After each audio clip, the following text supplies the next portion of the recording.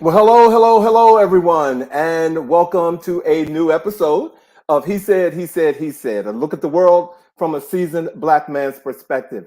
I'm your host, Alvin King, and welcome to this Friday, May the 12th. I don't know if any of you have noticed it or not, but we are vastly approaching the middle of the year. That's right. It is almost summer, and I don't know about you guys, but I am truly, truly ready for it. But again, hope you guys are doing well. Welcome to our show tonight. Before we go a step further, I want to salute our nurses tonight. It is National Nurses Week, and I want to salute all the men and women who do the things that I truly cannot do. I mean, if I see someone's finger bleeding, I will faint. So you all, I know you do more than put band-aids on fingers, but you guys are truly, truly appreciated, and I wanted to acknowledge that. One more thing while I'm talking about nurses, for those of us who have iPhones, that COVID exposure notification, it was turned off today. All right. So no longer will you get a notification telling you that somebody around you has been exposed to COVID or whatever. Not that you were paying attention to it anyway. But my thing in sharing this with you tonight is don't let your guards down. Okay. Just because you don't get a notification, there are people out there who are still walking around, not taking care of themselves. And next thing you know, you are dealing with what they're dealing with because they're not taking care of themselves. You got that? All right. All right. And I also want to talk for a moment about our brother Jamie Foxx, ladies and gentlemen. As you know, he's been hospitalized for several weeks. I saw the news today that he was home. But what I wanted to mention about that was kind of we're still praying for Jamie, whatever he's going through. None of us knows. But I'm looking at all these celebrities that are posting about, they're praying for him, and they're kind of giving you the impression that they've been sitting in his room and how he's doing and talking about his, you know, how he's doing, but not really telling you how he's doing. And it sounds a little self-serving to me, when they're doing it. I'm not saying that they're not, caring about him, but because they're doing it, they're saying it, people are like flocking to their Twitter pages or whatever, and they're getting a little bit more street cred on information that's not even really put out there by his family. So I'm just saying that's really annoying to me, but we still need to pray for Jamie Foxx because he is still not where we can see him. We don't know what's going on. And last but not least on that celebrity list, Jonathan Majors, ladies and gentlemen, he has been released from something else because he couldn't practice, anger management and by putting his hands on someone. But he has been released from Disney. Actually, he was going to play, I think it was a Marvel character, and they released him from that role because, again, he couldn't manage his anger. And that's all I'm going to say to that. But on the flip side of that, we all know being a black brother, a black actor, being as, as popular as he will not bounce back like someone else who's not black, back into Hollywood. So please pray for him, ladies and gentlemen. All right. All right. That's my little rambling about that. Our show tonight is called Author Talk. And we didn't intentionally do this, but in honor of National Teachers Week, we have two amazing brothers on here. First of all, returning with us is Brendon Slocumb. He was here last year, and we got a little game about that. He was here last year with his book, The Violin Conspiracy, and he's back this week to talk about Symphony of Secrets. His new book, ladies and gentlemen, is hot. I got it. Wait a minute, hold on. I got it. It's hot. Okay, Brendon is here tonight, ladies and gentlemen, to talk about his new book. And We See You, where we recognize the Black owned and operated businesses. We have, Story J of the Storytime Show. He is here tonight in our segment of We See You, and we cannot wait to talk with him. All right, all right, all right, all right. So I'm ready to get on with the show. So if you all are, let's get on with the chat.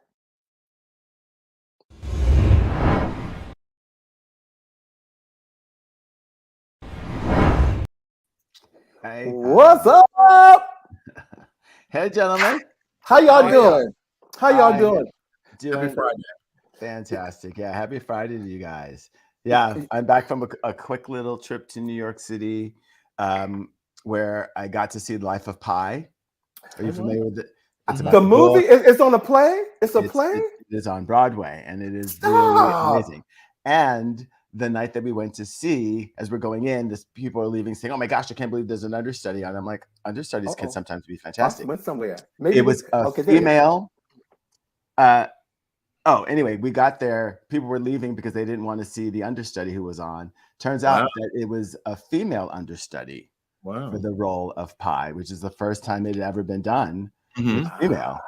And the storytelling was so amazingly different. And we happened to be sitting 2 rows behind her mom and all of her friends. So it was a really, really magical experience. It was great. I love that movie. I didn't know that it was on Broadway. I didn't know that. Yeah. Totally magical experience. Yeah. Okay. But real quick, guys, before we get to, let's say hi to some of these folks that have come up in here. How you doing, Blue? I think Blue said hello earlier. Monica's here. Let me see. Blue, George Pringle. Monica's here. And Michi is here. How you doing? Hey, y'all. See, that's what friends are for, because I be paying attention. Michi wasn't here last week, y'all. Okay, I don't know if she was like busy or anything, but somebody wasn't here, and so Michi wasn't here. I know he's popular and stuff, but that's all I'm gonna say. I'll be paying attention. Maybe she follows Bobby, because Bobby was not here last week. You think? There you go, Sherlock. But we're glad she's here tonight. How you guys doing? Thank you for joining us. Good to see everybody. It's good to be back with you guys. I missed you guys last week. Thank you. Welcome back. Thank you. Nice to meet you. So what's going on with you? Well, actually, as you mentioned, it is Teachers Appreciation Week. And all of you guys know I am an educator over almost 40 years now. In education, and it's been a great week. I can say at my school in particular, the teachers have really been, the Parents Association actually put together a whole lot of goodies for us this week. We got t-shirts, we had lunch catered by Panera, we had, what is that gourmet popcorn that comes out of Chicago? Caramel and Chicago popcorn? No, it's one name. It's I forgot the name, but we had that popcorn sent to us. They've been treating us all week. And today we had some fun with, they have a spinning wheel that has all of these gift cards on it. And so we spin the wheel and we get like a gift card. And I got a $25 gift card to Panda Express. So the next time I'm in the mall, I don't have to pay for a little something to eat. So yeah, so it's been a great week. But that said, it's also an opportunity for us to really reflect on and show appreciation for the teachers who impacted our lives. All of us can remember a teacher who saw in us things that we didn't necessarily see in ourselves, who encouraged us, who inspired us, just as well as we can remember those teachers who broke our spirits and didn't necessarily make us feel seen and affirmed. So I wanted to ask you guys, is there a teacher that you can remember that that you felt like really kind of changed the trajectory of your education or just impacted you as a learner? Oh, I'm going to jump right in real quick. First of all, Michi's an educator, and Michi was closing out last year, last week, so she couldn't be here. But I'm giving her so much love. I know she's an educator. I have to say that I went to McKinley Tech Senior High School back in the early 70s, and one of the persons there, he just passed away, the former principal of McKinley Tech, Dr. Athol Q. Liggins. Wow. He was a staple in Washington, D.C. He pretty much changed my life. Those 3 years at McKinley for me were heavenly because of him. Wow. I mean, he knew everybody at the school, treated you like you were his kid, corrected you. That's when parents didn't have to worry about their kids going to school because the teachers was going to make sure that they got, discipline. Absolutely. The right way. So mines go out to Dr. Athol Q. Liggins. Yes. Mm-hmm. Wow. Mm-hmm. How about you, Vash? Mine goes out to Mr. David Wilson because he was sexy and he was an English teacher and the track coach. And because of him, I really paid attention in English class because I really wanted to, impress my teacher because I thought he was sexy.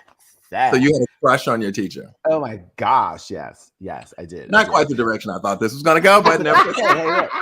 But because of that crush, I really did. What is the name of the show? He said, he said, he said. That's right. And he said what he said. So He go said ahead, a Vash. fine English teacher. In that same spirit, and I realize now that we didn't plan this, but we all ended up choosing males. So I'm going to shout out Miss Williams, who was one of my art teachers, who just was really just extraordinary, and I love her very much, and still love her. But the person that I think of most immediately is a man named Michael Durso. He was the principal of our school. He, like you said, Alvin, knew all of the students. This was a man who has a photographic memory to be able to remember every child that belonged in that school. I remember trying to sneak one of my cousins who attended another school in with me that day, gave her books, gave her a jacket and all that. And we walked past him and he said, Mr. Edwards, are you going to introduce me to your and we just had recently our 40th, couple of years now, 40th high school reunion. And the greatest thing that I could have done for my classmates, we had Mr. Durso at our reunion, and he's like a superstar still to all of us all these years later. So shout out to Michael Durso, and thanks for all the love and the impact on all of our lives. Wow, it's pretty much, I went to my high school reunion 45 years last year, and Dr. Liggins was there, and he passed shortly thereafter. So we got a chance to salute him last October as well. So similar story. Love. That's wonderful. Mm-hmm. All love. That's all right. All those educators out there, we thank you. You make a difference. Thank you. And tonight's show is full of educators, okay? And we didn't plan this, ladies and gentlemen, but I'm telling you, when the spirit moves, it moves. And so it put this show together and their schedules, because these guys are very, very busy. And if you all are ready, I want to let's get on with the show so we can talk to them. This is like a huge two-parter tonight. So if you guys are ready. Yes. You want to do it? Okay. Hey, Sean, thank you for joining us. All right. So our first guest, Brendon Slocumb, was born in Yuba City, California, and was raised in Fayetteville, North Carolina. He holds a degree in music education with concentration in violin and viola from the University of North Carolina at Greensboro. For more than 20 years, he has taken a public and private school music education. Has been a public and private school music educator and has performed with orchestras throughout Northern Virginia, Maryland, and Washington, D.C. But tonight, off of his busy schedule, we are honored to have him back on He Said, to talk about his new musical suspense thriller, Symphony of Secrets. Please welcome to our stage again, Mr. Brendon Slocumb. Hey, Brendon. Hello, gentlemen.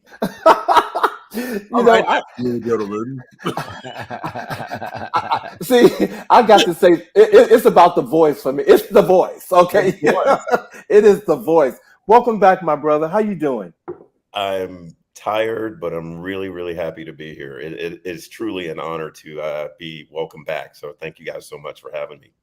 Well, you are so welcome, but that's because you're doing some great things, buddy, and people can't keep their eyes off of you. At least not he said. So again, I want to congratulate you on your new book, Symphony of Secrets, and can you just in about 60 seconds let us know what you've been up to for a minute before I go into my next question for you? Sure. I have been promoting Symphony of Secrets, and I'm actually still promoting Violin Conspiracy that came out last year. I'm on a book tour right now, and for the last couple of weeks, I have literally been across the country. I've been to Los Angeles, San Francisco, Phoenix, Detroit, Cleveland, Boston, Greenville. Where am I today? I'm in Pittsburgh right now. Oh, wow. And I get to go home on, I don't even know what today is, but I get to go home in a couple of days, rest up for a little while, and I get to start writing my next book. So I'm really excited. Things are happening. Well, it's funny that you just said that, because one of the things I wanted to find out before we move on, how does it feel knowing that you have two novels that are, clearly heating up the literary lanes, and they're all doing well at the same time? How do you feel about that, Brendon? Every single day, I pinch myself. And you have to apologize for this background. I'm in my hotel room. I checked in a little bit ago, and I was kind of snoozing. But literally pinch myself every day because I can't believe it. It's just, I mean, this came out of nowhere, and the support that I've gotten is incredible. And, you know, I'm extremely grateful for it. It's amazing. Well, thank you so much for sharing that, my man. Thank you for being here. Thank you. Wow. So, Brendon, it's so good to see you. Well, you're amazingly good looking. You sound amazing. Like, I mean, you know, we're all like pitter patter. How have you personally changed? He also wrote a book, Vash. I understand that. And I loved the first book. It was really amazing. How have you changed as a person and as an author since that book? Wow. Well, first, thank you, Vash, for that compliment. I really appreciate that. I like to think that I'm still the same person. I'm just even more grateful. I was already grateful, you know, pre-book, but now it's my gratitude has expanded tenfold. As a writer, since the first book, I think I'm much more free. I can take more risks. I can give more in-depth detail about subject matter that people would be a little uncomfortable reading. And it's not so tough for me to do. It's like, you know, well, maybe I should calm down a little bit so people won't be so offended. But now I'm just like, yeah, I can just go for it. I can keep it real throughout everything that I write. Wow. I love it. And your publisher is just like, hey, just give it to us. We don't care. More. Yeah. More. Right on. Give it to us. Well, give it to us. I'm meeting you. I'm honored to meet you. I've heard about you. I actually remember seeing a story about you that was on the news here in the DC area when your first book came out. So it's really an honor to meet you. So The Violin Conspiracy tells the story of a musician who ultimately finds out that his family's violin is a Stradivarius and takes him on this mysterious, thrilling journey. Now, the Symphony of Secrets, tell us what that's about and tell us how it differs from your first novel. Symphony of Secrets takes place in two time periods. One is in the present, where a professor, Bernd Hendricks, is tasked with authenticating a long lost opera, which is supposed to be America's greatest opera. The world has been waiting for this thing, and it has been discovered after 100 years, and he gets to authenticate it. So it's a huge deal. And in the past, Freddie Delaney meets a woman named Josephine Reed. They are both musicians. They are both composers, and they have a really interesting relationship, both emotionally and professionally. And then back in the present, Professor Hendricks discovers with his tech-savvy friend, Ebony, this guy may not have written any of his music, and it may have been written by someone else. And so the people that hired him will do anything in their power to keep that a secret. Ooh, intrigue. Ooh, I don't know if I'm loving the word ebony more. I you know, because I don't want to get, because I've been reading the book. So, but Ebony is just, every time I see or read Ebony's name, it just does something to me. So I don't know what it is. And real quick before we forget, Bobby, I just want to refresh your memory. You and I met Brendon at the same time. Where? We were at a social where Brendon was his book. He was actually the person that we all came to the social to see, and it was on a rooftop, and that's where I met Brendon. And immediately I thought, let me get him on the show. But you were at that party. That's all right. Keep sipping. But you were there. You were there with me. Popcorn. Bobby. You were there with me. So I just wanted to make sure you knew that. But Brendon, okay, The Violin Conspiracy was solid. Okay, all right.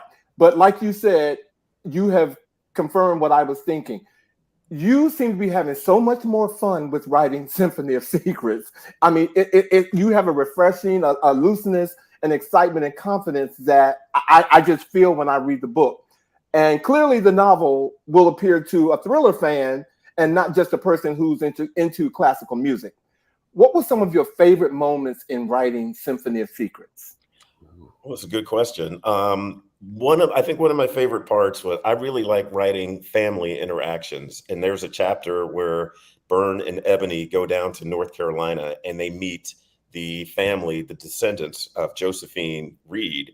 And that was one of my absolute favorite scenes to write, because the entire family, every single person in that family that Burn and Ebony meet, are actually based on my family members. So every bit of dialogue, that's what my aunts would say. That's what they would say to each other. And, you know, when my cousins read it, they were like, oh my gosh, you nailed it. That was my mom. That was my mom. That was my aunt. So that was a lot of fun for me to write. But to be perfectly honest, I really enjoy pushing a little bit. Like, there are some scenes where it gets racially, what's the word? Racially heated. Yeah, okay, yeah, very much so. Because it takes place in the 1920s, and I wanted it to be as authentic as humanly possible. You know, I'm not going to whitewash things or sugarcoat it just because it might make some people uncomfortable. You know, I think that's the best way to heal. To acknowledge this is what happened, this is what it was. So, you know, I'm not going to take it away because someone might be a bit uncomfortable. So yeah, that was kind of fun to do too. I thought it was quite interesting in reading the book, how, I'm going to say this and I hope it's not offensive, but it reminded me of This Is Us, how you kept going back into time and then coming back. You know what I'm saying? It had that kind of feel. And for me, that keeps my interest, because I'm going back in time and I'm actually following you and then coming back. And I just love the way you did that to help tell this story. I love that piece of the book also. Thank you. Mm-hmm. Well, the next question is from me to my old friend Brendon. I wasn't going to say anything, Bobby. You just seemed like you were really excited to meet for the first time. So I was like, okay, I let him do it. It's a hat. That was clearly for the audience, but you know, my dear friend Brendon. But what I was going to ask you is, historically, the artistic talents of people of color have often been hijacked. Often their contributions erased throughout history. It certainly made me think about the whole one of the movies I saw recently that I really enjoyed, Chevalier, and looking at how after he became a revolutionary, there was a effort to really just kind of erase his talents altogether. Can you tell us at all if that kind of historical fact informed this work, but in any way? Absolutely, especially in the 1920s. Jazz really is prevalent in the story because jazz is truly an American art form. And, you know, Black people created jazz and other races hijacked it. And there's one composer in particular, George Gershwin, who wrote Porgy and Bess, which is America's greatest opera. You know, and he would actually go to the clubs in Harlem. You know, Black people couldn't go uptown to where the white clubs. So George Gershwin would go to the clubs in Harlem, listen to all the songs that were being sung, that being played, that were written by Black musicians. And what do you know? He comes up with this opera. That's a little bit suspect. And yeah, it happens all the time. It's still even happening today. You know, with the case with Ed Sheeran last week. Just recently. Yeah. And you know, it's a good thing I wasn't on that jury because it sounded just like Let's Get It On to me. I'm just saying, that's just me. So you're suggesting that you all would still be there if it were up to you? Because I mean, you know, I'm just saying, I got an ear, and I'm just saying. But yeah, things like this happen all the time, and there have been so many Black people whose art, you know, whose paintings, whose poetry, whose writing, whose music has been lost because someone else has commandeered it, because you're not good enough to do this. No one is ever going to take you seriously as a Black musician. Let me do this instead. That's a sad truth. Makes me think of some of the recording artists during the 60s who actually recorded songs. And if you looked at their albums or the covers, like they were actually had white people on the covers of the albums to sell them. Oh yeah, absolutely. It's you know, it's still happening today. It's really sad. And I wanted to bring awareness to that, you know, that basically giving a voice to voiceless people who will never be heard. I wanted to bring attention to that. You are speaking. Your words are like affirmations to me right now, and I'm just going to say that. I'm like, Brendon, thank you. Yeah, thank you. like you said, it is happening now, even though I think, a lot of artists are finding ways to protect themselves from this. Somehow it's still happening. Right. And that's the part that's kind of disappointing to me. I think personally, it's still, I didn't mean to cut you off, Alvin. I'm sorry. Oh, no, go ahead. I think it's still happening because people feel entitled. People feel that they can get away with it. And a lot of times, people just don't think that they have a recourse. What can I do? Right. It's like you need to fight for your property. You need to fight for what it is that you worked for. That's your talent that someone else is taking credit for, and it's not right. If it were reversed, I guarantee you, people would go all out they would go all out to make sure that it didn't happen to them. So people have more resources than they're aware of. Fight for what's yours. You put the work in, and you deserve the credit. Don't let anybody else take that credit from you. You all heard. You all heard what he said. Put him out. You don't have to be in the process of writing a book. Listen to what he just said. Do not let someone take advantage of you, people. Know your self-worth. Exactly. And do not let someone tell you that you're not better than you know that you are. No one can tell you that. Pass the plate for Brendon, okay, please, while we're here. All right. The book. That's what they do. Buy the book. Oh, well, and you know what? We're going to get to that. Thank you, Bobby. Hold on. David said, thank you for joining us, David. David just said tonight that random. I remember the first time I'd seen white representation on Black music was the Isley Brothers. Wow. Okay, because David, how old are you? 12? How old are you, David? But anyway. Brendon, recently, and I think I tagged you on this. You said that you were destined to become the Stephen King of music thrillers. Wow. Tell me what did you mean by that?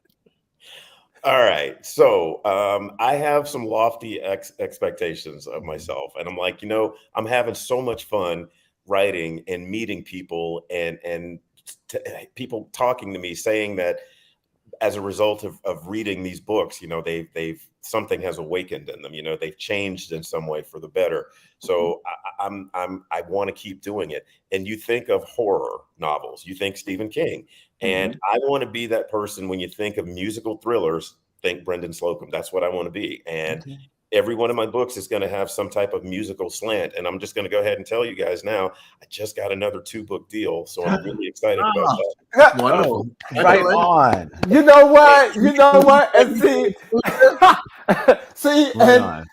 And and what an excellent segue, first of all, but before you leave here, ladies and gentlemen, we have a book giveaway. Now, we have a book giveaway for you tonight. That's right. Now, hold on. Don't think that I'm giving you mine because I have mine right here. Okay, so don't think I love you, but I don't love you that much, folks. Okay, I got mine. But this is what's going to happen. So we want you, if all of you who are watching and online, if you could type into the chat the date that Brendon was last on He Said,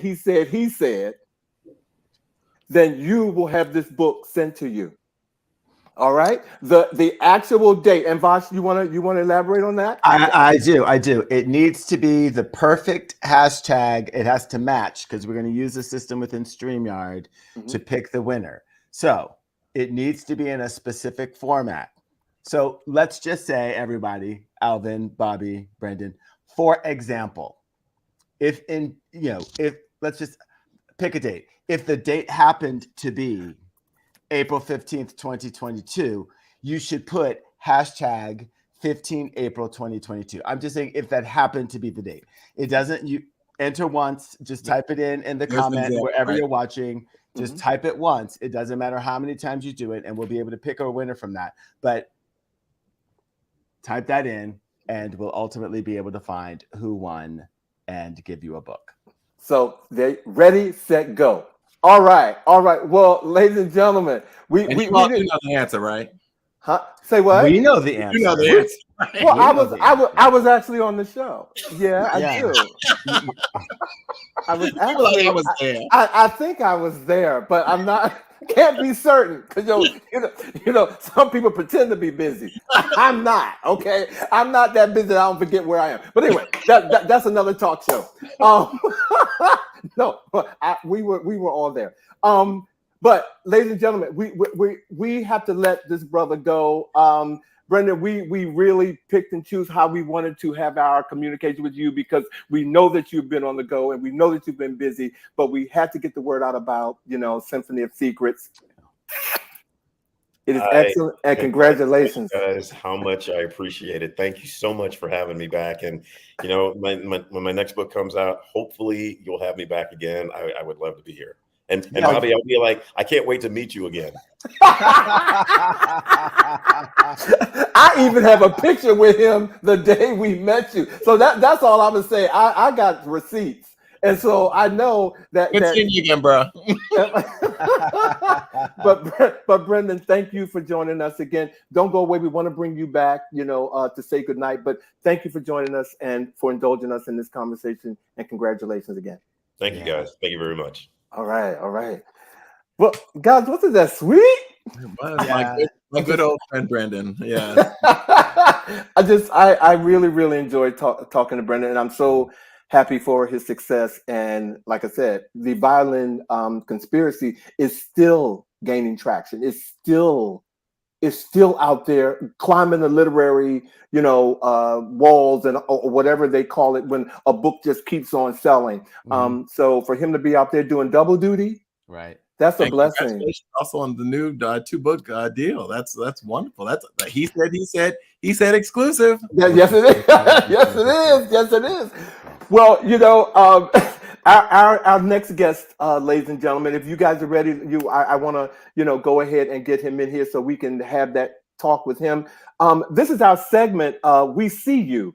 And for those of you who don't know, We See You is our segment where we honor Black owned and operated businesses. And so we want to make sure if you have someone out there that has a Black owned and operated business, hey, turn them on to us because we want to bring him on.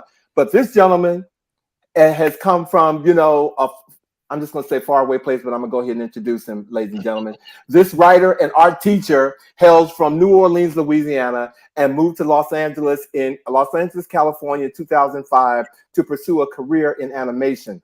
After graduating film school, his hopes were to create children's shows and characters that looked like him. When that didn't work out, he decided to follow his parents' footsteps and became an educator and teaching little kids. But as fate would have it, he got a job at a local day camp and became a storyteller. Mm-hmm. And so it is. Well, he's here tonight to share more about his amazing career. Please welcome Mr. Story J of the Storytime Show, ladies and gentlemen.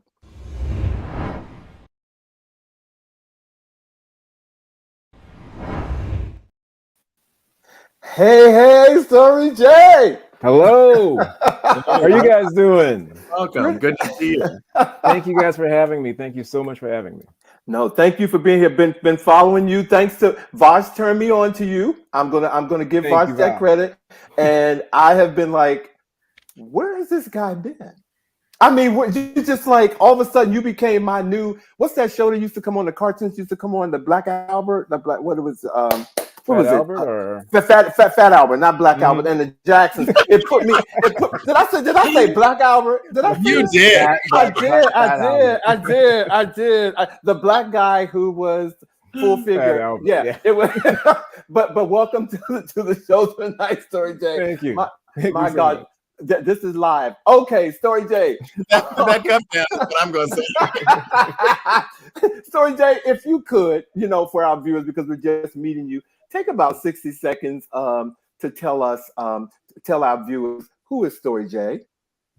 Well, Story J is me, Jason Williams. I am from New Orleans, and now I'm in LA. I started out in 2005 as a teacher, and I can actually say the name of the school, Pinecrest Schools. And I was a substitute teacher, then slowly became kind of like the camp counselor there. And then from there, I learned that after going through education here, which was actually my first time teaching here because I used to teach in New Orleans. I transferred here, and then in pursuing animation here, I also did education, but I also I don't mean to start all over again, but sorry, it's my first time being interviewed, so bear with me a little bit. Usually I'm the one that's on the interviewing end, so at Story J, I'm the one that interviews, so sorry about that. So anyway, I started working at Sierra Canyon in 2012, and that was where they actually needed a camp counselor. Now, and not only that, but also someone to handle the Storytime program at camp. And they knew that I also wrote some books, and they knew I did cartoons. So they asked me, like, can you kind of mix the two? Can you just do some stories with the kids? And I asked them, well, can I do a little more than that? Can I teach them animation? Can I do my own stories? And they were like all for it. And I created something called Story Court, where we put the characters on trial, and we did all sorts of like original stories. And I took fairy tales that were already fairy tales, but I also took comic book characters that were, since comic books are like the huge thing right now, Marvel characters, the MCU, and I would shrink them down and make them into the little three little super pigs, and little Prince Panther, and Fluke and the Beanstalk, because I can't say Luke because Star Wars and Disney might sue me, so I have to change the names a little bit. So Thor becomes Thordy-Locks, people like that. So, and I loved it. I absolutely loved it. And so when the pandemic came, I had to rearrange my Storytime program. And originally I was going to just have it virtually at camp and do it here, like at home, but also do it remotely. And it took off kind of like, I didn't expect that many people to be on board for it. So it not only took off like for people who were watching at camp, but it also took off for people who were watching just on YouTube, just everywhere else. And next thing I knew, I started getting interviews from people, podcasts, interest in the show. And I realized then that the show had the potential to reach way more kids than just camp kids. And I could reach more. If I could reach more kids, I could do what I always wanted to do, which was have a show that has kids of all communities, and show kids that look like me and look like you and look like everybody, and have a show that actually has inclusion and representation, not just as a fad, but for something that's always, for something, every story, for every adventure, for every type of story. And I wanted kids to be seen. So I want kids to see what they see in the mirror, on the page and on the screen. Right. Well, is it, and I just want to make sure, because I know that we had talked about having like a clip, or at least to run, and I want to make sure that I want to see if it's there. And so if we can, do we have a piece of story time that yeah, we could definitely show a little piece of story time, just to give people a quick little vibe of what it's like to be a part of Story J, and like what he does with the kids. It's just a random.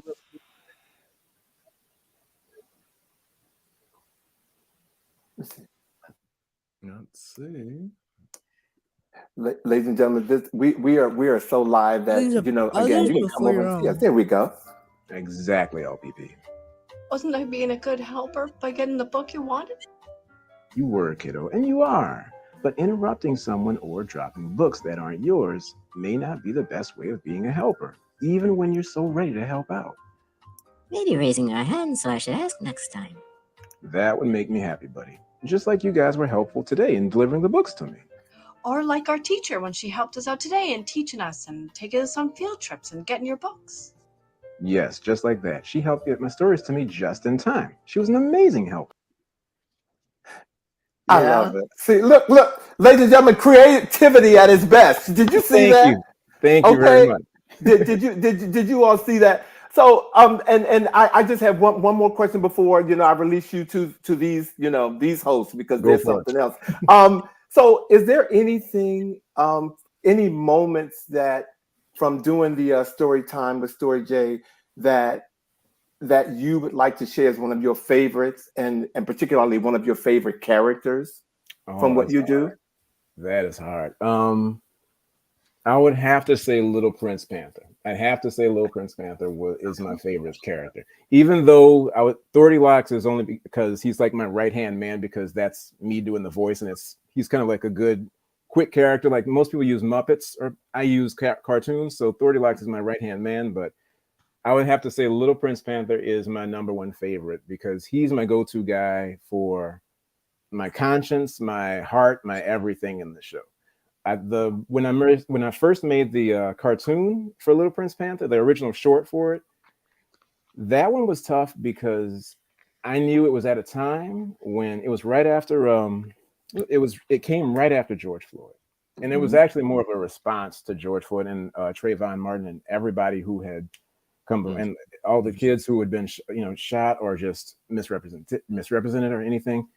And when it came at a time when we couldn't even wear hoodies. Remember that? Like when a hoodie was now like a uniform of what the quote unquote thug.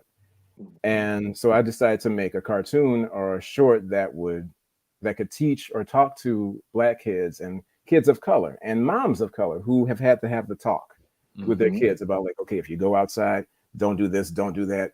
And I had to make some sort of response and some sort of, whether it's animated or whatever, I had to make some sort of response and that was Little Prince Panther. Okay. Thank you for that. Okay. All right. Thank you. You're welcome. Well, look, thank you for asking. Well, he's very cute. He's cute. I saw it. I watched it. I was like, he's so cute. Big Black Panther fan. Big. That's what I tribute to him. I have written the name down. So when I leave here tonight, don't call me anybody because I'll be looking at Storytime with Story J. Okay. Thank you so much. I appreciate that. So Jay, it takes a village to raise children because it takes all different types of representations to be visible to children for them to have even a comprehension of how to create a path to become who they are. Sure. As of late, this whole notion of what masculinity has really begun to be looked at and challenged and explored and expanded. I want to know, like, what have your experiences been being a Black man, having to then deal with these stereotypes of masculinity that go along with that? There's a bunch that goes into that question because, I mean, number one, it puts you as a target. I can say that even as a school teacher, I can say it puts you as a target. One of the reasons I don't like to talk about this part that much, but I'll say it anyway. One of the reasons that I shifted to remote was because I needed a safe place to teach kids. And it was getting to a point where it had gotten to a point where even though my old schools and all of the schools had always protected me, it was getting to the point where parents were starting to get a little where they could use a child as a pawn and say that this happened with my kid and there's no proof or anything about it that you can say otherwise about. And I had to get myself out of that situation. Okay. I saw that happening more and more with a lot of Black teachers, a lot of male teachers, not only just like in schools, like just here, Louisiana, whether it was Louisiana, anywhere in the country, I would start seeing that more and more. And I was starting to see a pattern. And I have anxiety about a lot of things. I have anxiety about what teachers are going through now with school shootings. I have anxiety about what Black teachers are going through, being put as unnecessary, unintentional targets, whether it's for parents or for kids to use the system in ways that they can like sue or use their child, which is a horrifying, sad situation, but I see it happen. So I was like, I don't want to put myself in that system anymore. It's like, I love teaching. I love working with kids, but certain school systems, I'm not going to say all the school systems that I've worked for were wonderful, but I can also see there's always like a breakdown with administration and teachers. And that's a problem. And it's, as you can see, it's a problem now nationwide. Yeah. So as a Black teacher, as a Black educator, I really have to be careful. I really have to be careful as I have to watch myself. I have to watch, even in doing story time, I have to be very careful in every single situation, every single decision I make. I'm sure. Wow. Yeah. It certainly resonates with me as an educator, and I work at a K through 12 school myself. So I completely get it. That you, and so it kind of, it's a natural lead into the question that I was going to ask you around the whole notion that inclusive education in general in America is clearly under attack. And so you kind of mentioned that in terms of some of your own anxieties and being a target in doing some of this work. But what I'd like to ask you is the notion of, because I once headed an elementary school program, there were times I really had to talk to parents about the fact that young children, kindergarten through grades 4 in my instance, were not too young for inclusive education. A lot of times people are saying, they're too young, I don't want them to know about certain things, they won't understand it and process it. Can you tell us a little bit about how you engage that discussion if someone were to say that the concepts that you seek to cover through your art is just too advanced for young kids? I would have to give them my own personal experience. I would have to say, I can still remember the first time I read The Snowy Day by Ezra Jack Keats. Absolutely. Classic. And yeah, little black boy in his red jacket and everything, red coat, goes out, has a fun day in the snow. I had never seen a little black child in a book. I've seen, like, Spider-Man, Peter Parker, Tom Sawyer, everything, like Peter Pan, everybody was always the same color. So to see a little boy who looked like me, and there was a book, I swear, I wish I could remember the name of it, but God bless Miss Minor, my pre-K teacher. I still remember. Yeah, another shout out me to this book. There you go. It was this old book. I want to say it was in the 60s, and I haven't found it since. I've still been Googling it, everything. And it was about a little black boy in the city who wanted to be a cowboy so bad. And it wasn't until like the Iceman or something with an ice truck who had a horse, and now he could be a cowboy, this whole thing. But the illustrations in that book, it just took me away. I was like, finally, there was somebody who looked, and I thought he looked just like me. So I loved this book. It matters. It really, truly matters to see yourself, to see somebody who looks like you, who comes from the same place that you do. In a book, in a cartoon, whatever. So to see an entire state ban Black history from colleges and high schools, and to say that you can't learn anything about LGBTQ. In my opinion, I'm like, okay, I'm inviting a drag queen to read on my show. If you don't like it, you can always click off, whatever. But I'm inviting everybody to do read alouds on my show. I'm inviting of every community. So if they don't like it, there's the door out of YouTube. You can click on anything else. But I'm here. I'm going to have a safe space for my kids. I love it. I love it. I love it. Thank you. And all kids are my kids. So let me just say that. So as a teacher. Amen. So I want to talk to you about the status of education. We sort of talked about that. I want to go even further into that. So when Brown versus the Board of Education of Topeka, Kansas determined that separate but equal isn't equal, and they had to desegregate schools, everyone sort of thinks that trajectory was like, oh, we're just going to have great inclusive schools. People forget that the Board of Education, all those people, that institution was not happy about this decision. And the attack on public education for Black and Brown people has constantly still been under attack. And we can see that all the things that they have been doing are beginning to bubble to the surface, creating so much dissension into the public education system, and getting people to back charter schools and all these things to pull money out of public education. What's your take on all of that? And where are we? Anger, honestly. Whenever I see that, it what's that saying by James Baldwin? To be conscious and to be Black in the United States is to be angry all the time. I know I might be messing that up, but yeah, that's basically where that puts me. I can't watch the news anymore. I have to be very careful about watching the news, because even the news is just kind of like, let's see if we can separate as much as possible and just triggering. It can be triggering. Absolutely, it's absolutely triggering. And when I see, like I was saying before, an entire state, or I should say 2 states, I think by now, a bunch of states actually. It's not even just 2. It's not even just Florida and Texas. Number one, I see fear. I know what it's about. It's about fear and insecurity. It's about trying to erase the mistakes that they made so that we would never find out about. It's about trying to erase entire culture, entire histories, and it's so easy to do. It's so easy to do. That's what I need people who are younger to understand, that this is important. What's happening in those states where people are erasing Black History Month and everything, is they have to be watchful of that, because it's so easy to erase a little bit of history. Let me give a tiny example. This is kind of far and away. You remember the show Romper Room? Yeah. Yes. I did not know that show existed. I didn't know that show existed until I was 30 years old. And the reason was because the lady who played, what was her name? Miss Mary, I think.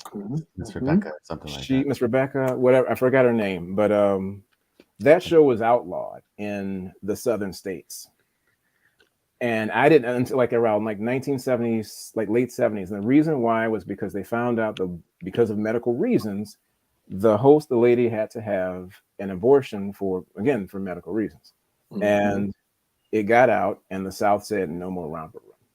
That's it. I don't care. Our kids cannot watch that show anymore. Wow. So I didn't even know that show existed.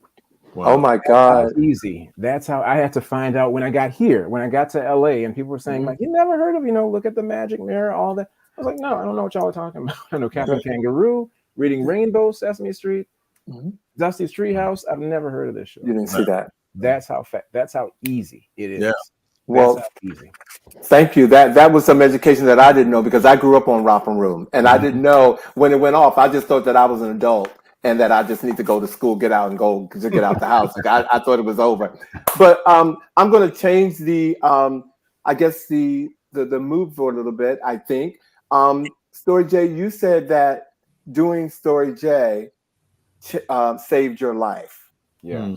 Can you briefly tell us about what that means and how did that happen? Kind of going back to what I was saying before about how we were saying about the news is triggering. After Breonna Taylor, after George Floyd, after it was basically like the summer of 2020. When I started doing the show, it just started out as just a virtual reading show for kids. And when I realized the impact it could have, I started doing more shows that were more inclusive and showed more representation for kids. But as the summer went on, certain political figures, I'm not going to say who, certain people who are, maybe under an investigation right now, but kind of took the center stage. And if anybody remembers, like the summer of 2020, finally Black people were getting representation. We were getting seen more. Artists were getting seen more. Musicians were getting seen more. And then election season hit, and that was it. And seeing the events of the past politics, what politics has done, how the country has become divided, what the news is constantly putting out, like just thumbnail of mugshot of us, mugshot over and over and over again. And nobody willing to do anything about guns. Nobody willing to do anything about children being shot in schools and everything. I had to do something. And so this show was basically like almost like a journal.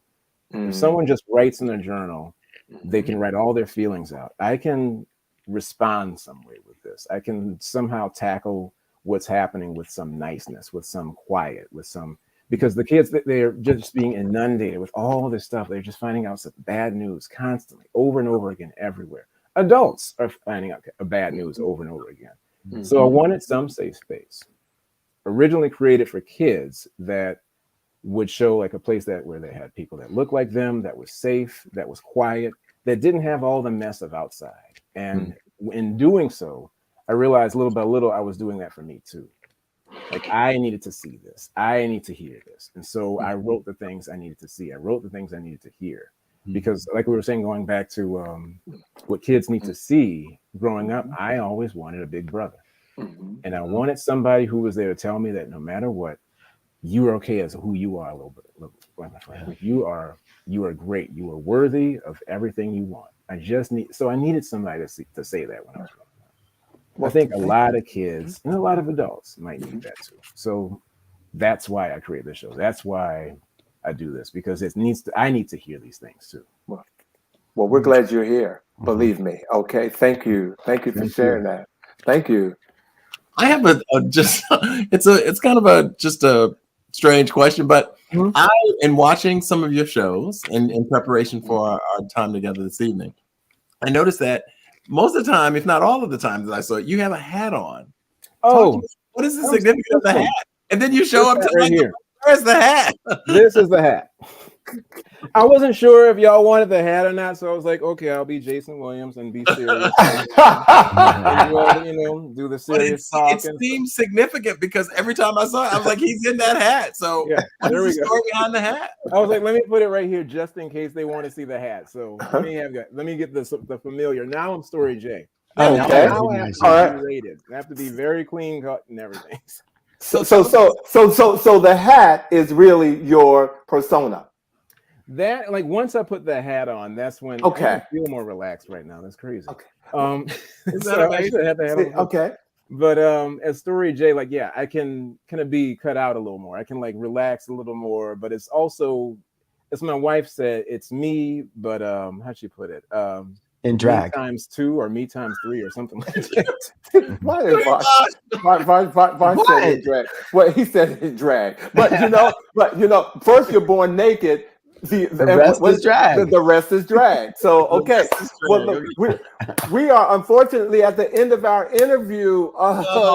Yes, Story J, and so I real quick I want to ask you before we sign off and let you go. What's next for Story J? What is next for the Storytime Show? Yes. So I will be premiering my first ever fully animated by me story that I did a while back for an author called 100 Days Inside. It's about a little girl's time, how she spent the first 100 days during the pandemic.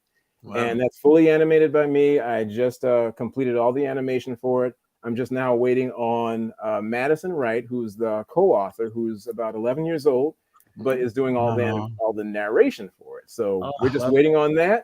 That will be premiering soon with the next show. And hopefully the next show will be coming out soon. So a lot of live action, me and animation, doing all the animation as always. So well, please stay in touch with us and let us know when that's happening, because we're going to be following you. So if you don't call us, we're going to call you. Okay. Yeah, absolutely. I'll come back anytime you want me. Hopefully a lot later too. So thank you so much. It's okay. Bring your hat. Well, don't go away. We're gonna bring you back. But ladies and gentlemen, please click for Story J. Thank you so much for having me. Thank you, sir. Thank you. Wow. Well, guys, I know we're getting close to the show, but it is Mother's Day. Yes, this Sunday is Mother's Day, and I just thought we thought, ladies and gentlemen, that it would be a good idea just to not necessarily have a long speech about it, but just show you our images of our mom and just say how much we appreciate them. So I'm going to start off first. My mom, Margaret King, we didn't take many pictures back then. So every year you're going to see this picture. This is one of my favorite pictures of her. And this next picture is, you can't see this dress, but I was 6 years old and I went with her to pick out this dress. And that's when I fell in love with fashion. Okay, I fell in love. I fell in love with fashion on this pleated A-line dress. And this last picture is my favorite picture. This is the picture that sits beside my bed. I miss her dearly, Margaret Virgie King. And happy Mother's Day to you. Oh, sweet. Oh, how sweet. Okay, I think I'm up next. I think you are. So we have my mom. That's Mary Edwards. I've nicknamed for her Queen Mary. And my mom lived to be 98 years old. I often refer to her as my first love. Here she is sporting one of her Easter hats. Here is another of one of my mother's Easter ensemble with the hat. My good brother down in Houston, Texas, Cedric Dubose, who is her milliner, who made sure that my mother made a statement every time she came out for Easter. And that's also one of my favorite shots. This was after church, and we went across the street. And she was working her black and white stylist by her son, of course.